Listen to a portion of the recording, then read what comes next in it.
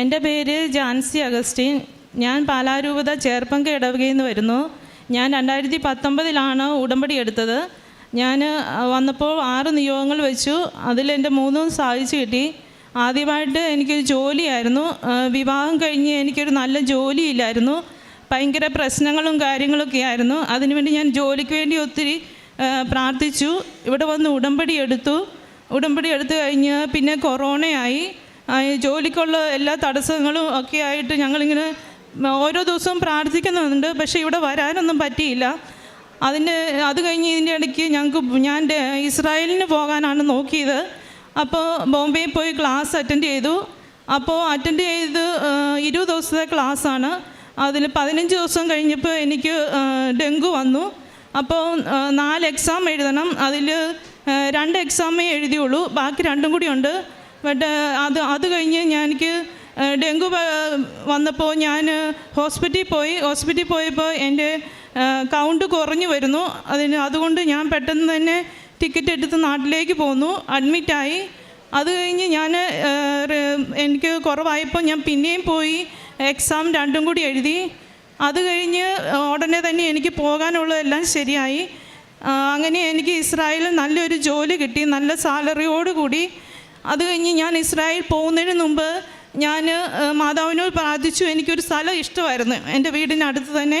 മാതാവേ, എനിക്ക് ഈ സ്ഥലം തന്നെ എനിക്ക് തന്ന് അനുഗ്രഹിക്കണം. കാരണം പള്ളി നടന്നു പോകാം, എല്ലാത്തിനും ഒരു നല്ല സൗകര്യമാണ്.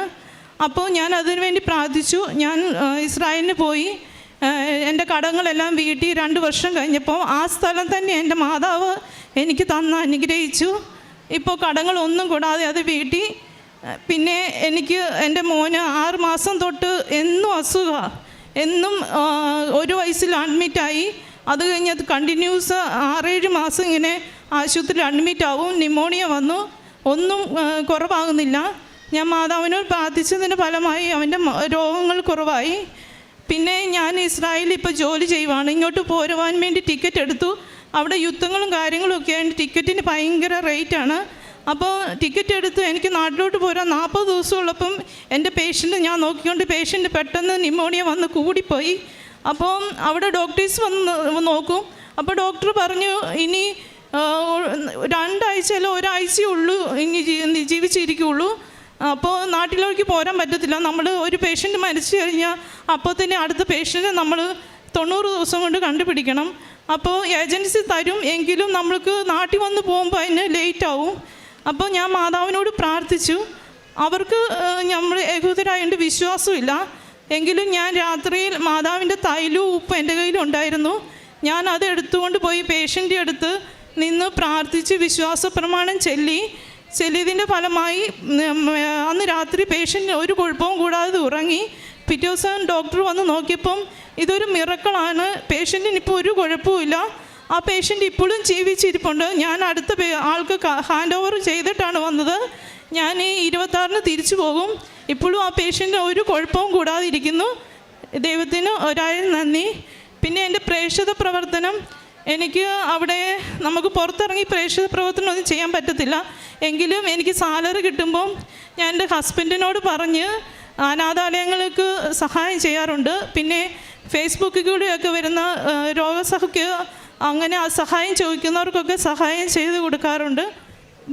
മാതാവ് വഴി തന്ന എല്ലാ അനുഗ്രഹങ്ങൾക്കും കോടാനുകൂടി നന്ദി. ഈ പേഷ്യൻ്റ് സീരിയസ് ആയെന്ന് പറഞ്ഞല്ലോ, എന്താ അസുഖമായിരുന്നു? ന്യൂമോണിയ കൂടിപ്പോയത്. കരങ്ങളടിച്ച് ദൈവത്തിൻ്റെ നാമം മഹത്വപ്പെടുത്താം. ഈ സഹോദരി പറഞ്ഞ സാക്ഷി 5 വർഷമായിട്ട് ജോലിയില്ലാതെ വിഷമിച്ചിരിക്കുന്ന സമയത്താണ് കൃപാസനത്തോട് കടന്നു വന്ന മരിയൻ ഉടമ്പടിയുടെ പ്രാർത്ഥനയുടെ ഫലമായിട്ട് ഇസ്രായേൽ നല്ലൊരു ജോലി നൽകി ദൈവമാതാവ് അനുഗ്രഹിച്ചു. അപ്പോൾ അവിടെ നിന്ന് ടിക്കറ്റ് എടുത്ത് പോരാൻ നേരമാണ് പേഷ്യൻ്റ് സീരിയസ് ആയി. അപ്പോൾ ആ പേഷ്യൻ്റ് മരണപ്പെടുകയാണെന്നുണ്ടെങ്കിൽ ഒരാഴ്ചത്തെ ആയുസുള്ളതെന്നാണ് പറഞ്ഞത്. പേഷ്യൻ്റ് മരണപ്പെട്ട തീർച്ചയായിട്ടും ഈ സഹോദരി തന്നെ വേറൊരു പേഷ്യൻ്റ് ഏജൻറ്റ് വഴി കണ്ടുപിടിച്ചാൽ മാത്രമേ ഉള്ളൂ ആ ജോലി തുടർന്ന് കൊണ്ടുപോകാൻ പറ്റത്തുള്ളൂ. അങ്ങനെയുള്ളൊരവസ്ഥയിൽ കൃപാസനത്തിലെ മരിയൻ ഉടമ്പടി നേർച്ച വസ്തുക്കൾ ആ പേഷ്യൻ്റ് വിശ്വാസപ്രമാണം ചൊല്ലി ഉപയോഗിച്ചതിൻ്റെ ഫലമായിട്ട് ആ പേഷ്യൻ്റ് ഇന്നും ആരോഗ്യവാനായിട്ടിരിക്കുന്നു എന്നാണ് സാക്ഷ്യത്തിൽ പറഞ്ഞത്. മരിയൻ ഉടമ്പടി വഴിയായിട്ട് ഈ കുടുംബത്തിൽ ലഭിച്ച ചെറുതും വലുതുമായിട്ടുള്ള എല്ലാ അനുഗ്രഹങ്ങൾക്കും ഒരിക്കൽ കൂടി കരങ്ങളടിച്ച് നമുക്ക് ദൈവത്തിൻ്റെ നാമം മഹത്വപ്പെടുത്താം. അത്യപൂർവ ദൈവാനുഭവങ്ങൾ ഇനി നിങ്ങൾക്കും സ്വന്തം. ഈ യൂട്യൂബ് ചാനൽ ഇതുവരെ സബ്സ്ക്രൈബ് ചെയ്തിട്ടില്ലെങ്കിൽ ഇപ്പോൾ തന്നെ സബ്സ്ക്രൈബ് ചെയ്യുക.